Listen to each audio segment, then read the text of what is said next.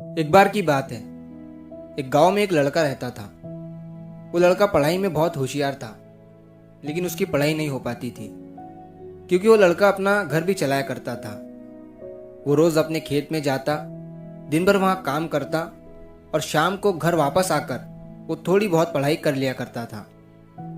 अब जब वो लड़का 12वीं क्लास में गया तो सभी गांव वालों को ये लग रहा था कि हमारे गांव से यही लड़का 12वीं में फर्स्ट आएगा, क्योंकि गांव वालों को भी पता था कि वो लड़का पढ़ाई में बहुत होशियार है। तो 12वीं का एग्ज़ाम आया, लड़के ने एग्ज़ाम दिया और जब 12वीं का रिजल्ट आया तो वो लड़का किसी कारण से एक सब्जेक्ट में फेल हो गया। जब गांव वालों को ये बात पता चली तो सारे गांव वाले उस लड़के को ताने देने लगे और उसका मजाक उड़ाने लगे। वो जब भी अपने घर से खेत की तरफ जाता तो उस रास्ते पर उसे जितने लोग मिलते वो सब उसे ताने देते रहते।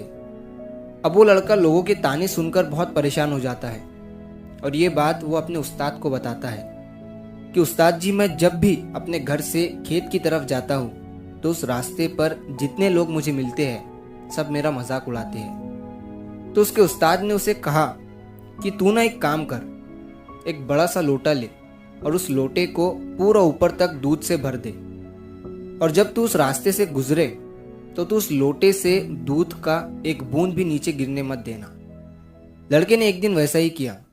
वो जब उस रास्ते से दूध का लोटा लेकर निकला तो उसका फोकस उस लोटे पर इतना था कि उसे लोगों की आवाज ही सुनाई नहीं दी।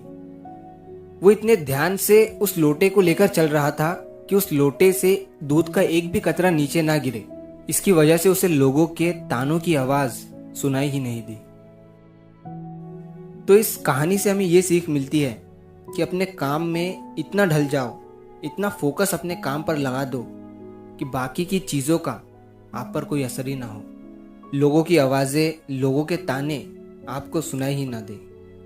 जैसे एक कैमरा होता है जो सिर्फ अपने सब्जेक्ट पर फोकस करता है, बाकी सारी चीज़ों को वो ब्लर कर देता है। तो बस आपको भी उसी तरह अपने काम पर, अपने टारगेट पर फोकस करना है, बाकी चीज़ें तो अपने आप ही ब्लर हो जाएंगी।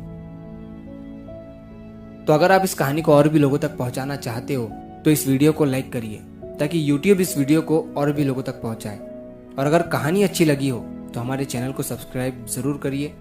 मिलता हूँ मैं अगली बार इसी तरह की कहानी के साथ। तो सब्र करो, शुक्र करो और ज़िंदगी में आगे बढ़ो।